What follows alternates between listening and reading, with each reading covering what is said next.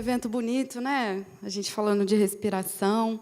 Eu pratico meditação também há alguns anos, e foi isso que me deixou menos nervosa para subir aqui. Inclusive, eu encerro a minha carreira esse ano dentro de personal branding, persona brand voice, porque eu decidi fazer diferente. Eu escutei o meu chamado também, e agora eu sou gestora de projeto numa startup no interior de São Paulo. Mas hoje eu estou aqui para contar para vocês a história da marca que não tinha amigos. A marca que não tinha amigos, ela não tinha amigos por 3 principais motivos. E são esses motivos que eu vou falar para vocês. O primeiro, ela não tinha empatia.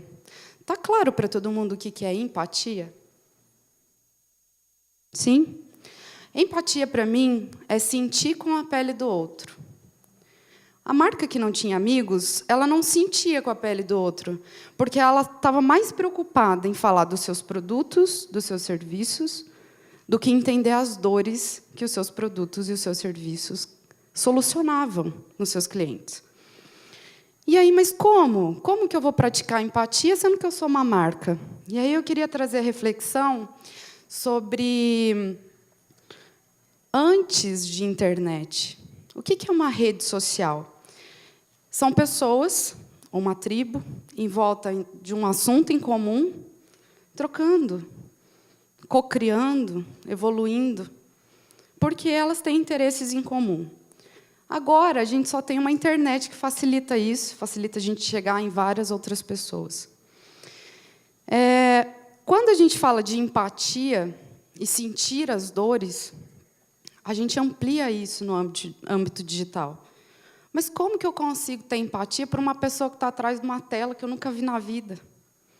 E aí tem um estudioso, Charles Sanders Peirce, que ele fala o seguinte: toda pessoa que está sozinha é ela mesma. Levando em consideração que nós somos pessoas sozinhas atrás de uma tela, a gente pode considerar 2 hipóteses. Nós estamos expressando a verdade pura que estamos sentindo, ou aquilo que a gente quer que o outro pense que a gente é. Eu acho que é mais a segunda opção. Até porque a gente precisa dessa reafirmação, como tribo, né? como humano, como socialização. Tá, e aí? Como que eu vou saber as dores do meu cliente na internet? Existe uma técnica muito simples chamada netnografia. Na verdade, ela não é tão simples assim, mas o conceito é simples. Primeiro, você se veste como experimentador, então é onde o pesquisador vira experimentador. Ele ingressa nessas redes sociais para começar a entender como essas tribos se comunicam. Vocês já devem conhecer um pouco do comportamento do cliente de vocês, já que a maioria procura imóveis na internet. Ou, pelo menos, aquele sonho da casa, eu vou procurar na internet. Por ali, fazendo o ingresso, você vai para a segunda fase, que é a coleta desses dados. E é um furacão de informação. Você vai coletar linguagem, vai coletar pessoas se comportando, gente falando mal, porque hater... Eu adoro hater. Eu adoro hater, porque o hater ele expressa puramente aquilo que a gente quer enxergar como pesquisador. Então, às vezes a gente reclama dos haters, mas eles é que dão os insumos das nossas dores. Eles que nos ajudam a praticar empatia. E, nesse momento de coleta, isso gera um furacão de informações. E aí a gente vai para o 3º passo, que é a análise dessas informações. Então, a gente ingressa, a gente coleta e a gente analisa. A análise disso tudo vai gerar insumo de presença digital. Quais são as mídias sociais que essa pessoa está? Como ela fala? Se ela fala escrevendo, se ela se expressa com vídeo, se ela se expressa com stories, ou com tweets, ou apoiando seus políticos. E isso vai mostrar as dores. Entendendo as dores, você consegue sentir exatamente o que aquela pessoa precisa tomar de remédio. E não é um remédio alopático, é um remédio homeopático, porque você vai curar a causa dela, e não o sintoma. A gente está muito preocupado em curar sintomas. A gente toma remédio para dor de cabeça, mas a gente não pensa que essa dor de cabeça está vindo de uma preocupação, um excesso de estresse, né? E aí, ok, ela praticou empatia, ela levantou todas as informações que ela precisava daquele público, e agora? Qual era o erro que essa marca estava cometendo também para não ter amigos? Ela não tinha ambições. Quem aqui tem um planejamento próprio de vida com objetivo, meta e estratégia muito claro e muito bem definido do seu propósito de vida? Uou! A gente podia fazer isso para a gente mesmo. Porque quando a gente entende como pesquisador os nossos propósitos no planeta, a gente consegue auxiliar outras pessoas. E aí a gente consegue entender que todos, inclusive uma marca, ela precisa ter objetivo, meta e estratégia. E a gente aprende isso na faculdade. Vamos criar um planejamento, vamos definir o objetivo 1, objetivo 2, meta. Não é sobre isso. É sobre qual é o objetivo do seu relacionamento com o seu cliente. Lembra? É uma rede social. A gente não é sobre a gente, é sobre o outro. O que eu posso ajudar o outro? O que eu posso entregar para o outro? Nesse planejamento, você já vai entender a presença, quais são as redes, e aí você vai para as estratégias. E eu queria trazer um ponto de atenção para a diferença entre cross-mídia e transmídia. Alguém já ouviu falar desses termos? Pô, não vale vocês. A diferença entre esses nomes, eu não queria trazer muita técnica aqui, até porque é importante que vocês entendam a essência do que está por trás. Quando você precisa divulgar um evento, no caso de vocês, uma casa, um apartamento, vocês têm um insumo de informações que precisam ser divulgadas, certo? Certo. Digamos que esse insumo de informações esteja num flyer. Transmídia faz você publicar esse flyer em várias redes sociais. Você replica. Eu posto no Facebook, eu posto stories no Instagram, posto feed do Instagram também, né? Porque Instagram agora... Só que é a mesma arte, do jeitinho que ela chegou. No cross-mídia, eu entendo aquela mensagem e eu adapto a mensagem de acordo com cada plataforma. E quando a gente adapta a mensagem, a gente faz com que ela chegue até o usuário. E isso não está ligado a muito estudo. Isso é a Escola de Frankfurt, porque ela diz que não importa o meio, que importa a mensagem. Então, quando a gente foca na mensagem, a gente consegue levar para o usuário. O problema é que a gente, às vezes, não estuda a plataforma. Só que lá na netnografia, você consegue saber exatamente onde o seu cliente está.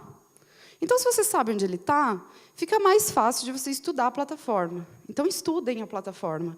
É muito importante saber como funciona o Facebook para empresas, como funciona o Instagram para empresas.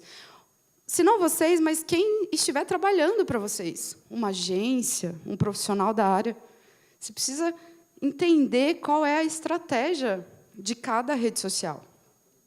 Ok, entendi tudo isso, pratiquei empatia, fiz planejamento, e agora? Qual é o último erro? E é o erro mais importante, que é o medo de errar. A gente tem medo de errar. A gente fica em busca do acerto o tempo inteiro. E se erra, fica triste. Com a internet, a gente consegue ter dados em tempo real, de tudo que está acontecendo. Isso permite que vocês façam teste AB. Alguém já ouviu falar sobre teste AB? Teste AB é quando você levanta uma hipótese e fala, será que esse botão, se ele fosse rosa, não seria melhor? Vamos testar? Vamos. E aí, através de métricas, através de growth, você consegue colocar no ar 2 hipóteses e provar qual é a melhor. Ou seja, é a arte de você errar acertando. Por quê? Porque o segredo não está em não errar. O segredo está em errar rápido. Olha que privilégio que a internet te dá. Ela te dá a oportunidade de errar rápido, porque quanto mais rápido você erra, mais rápido você aprende, mais rápido você melhora e mais rápido você entrega pílulas para as dores do seu cliente. Isso é um diferencial, né? Lembrando que, numa era de robôs, ser humano é um diferencial. Então, a gente precisa se relacionar. A gente não pode esquecer de se relacionar. A gente consegue, hoje, conversar com a pessoa que a gente quer, com o perfil que a gente quer, do jeitinho que a gente quer. A gente paga por isso, paga. E paga caro agora. O Facebook está caro, né? Quem aqui investe em Facebook? Quem aqui investe em AdWords? Está caro, não está? Mas você está investindo certo? Porque R$10 bem investidos retornam 50. E aí, a gente precisa fazer o cálculo de custo-benefício. Um lead, ele às vezes não é tão caro, se a gente olhar pela perspectiva de retorno. Então, se você entende exatamente quem é o seu público, não existe lead caro. O que existe é você gastar dinheiro achando que você está tendo um alcance enorme e, na verdade, você não está tendo retorno nenhum. Então, às vezes, vale pagar R$3, R$4 num lead, que é um lead que vai converter. Mas antes, você precisa entender. E aí eu trouxe um negócio aqui super... Dá para enxergar? Acho que não dá. Obrigada. Mas, se não der para enxergar, para tirar foto, coisa toda, vocês me seguem lá no Instagram, @lerine_, que eu mando prints, mando a hashtag. E eu mando para vocês essa foto dessa tela. O que é essa tela? É um fluxo ideal, entre aspas, porque ele está sendo sempre cocriado, está sempre sendo melhorado.